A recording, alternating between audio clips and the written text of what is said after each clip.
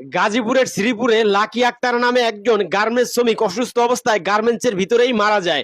সকালবেলা এই লাকি আক্তার তার অসুস্থ মেডিকেল ফাইলটি নিয়ে তিনি গার্মেন্টসে যান, নিয়ে সুপারভাইজারকে দেখিয়ে বলেন আমি অনেক অসুস্থ, আমাকে ছুটি দিন। কিন্তু সুপারভাইজার বলে যে তুই মরে গেলেও তোকে ছুটি দেওয়া হবে না। শেষ পর্যন্ত এই লাকি আক্তার জীবন দিয়ে প্রমাণ করে দিলেন তিনি অসুস্থ।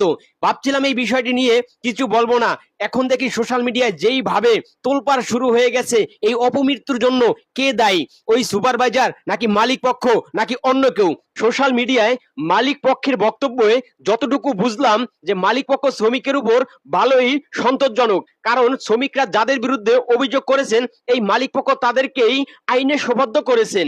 এখন ওই ফ্লোর যারা পরিচালনা করেন তাদেরকেই এই সম্পূর্ণ দায়ভার নিতে হবে, কারণ এই লাকি আক্তারের এটা মৃত্যু নয়, এটা অপমৃত্যু। কারণ যেখানে তিনি অসুস্থ এবং মেডিকেল রিপোর্টটি নিয়ে পর্যন্ত তিনি ওই সুপারভাইজারকে দেখিয়ে ছুটি চাইছিলেন। বাংলাদেশের ভিতরে অর্থনীতিতে 3 নাম্বার স্তরটি যদি ধরে রাখে এই গার্মেন্টস শিল্প, তাহলে এত অত্যাচার ও নির্যাতন কেন গার্মেন্টসের উপরে? একজন ভাই আমার মেসেঞ্জারে লিখে পাঠিয়েছেন যে গার্মেন্টসে শ্রমিকের উপরে 4টি আন্তর্জাতিক মানের ভাষা ব্যবহার করা হয়। 1 নাম্বার হলো খানকির ছেলে বলে গালি দেওয়া হয়, 2 নাম্বার হলো মাদারচোদ, 3 নাম্বার হলো খানকি মাগি, 4 নাম্বার হলো বাঞ্চোদ, এবং কি কেউ যদি কোনো কথা বলে তাহলে তাকে বলে যে কাজ করো গার্মেন্টসে, আবার ভাবছো দাও।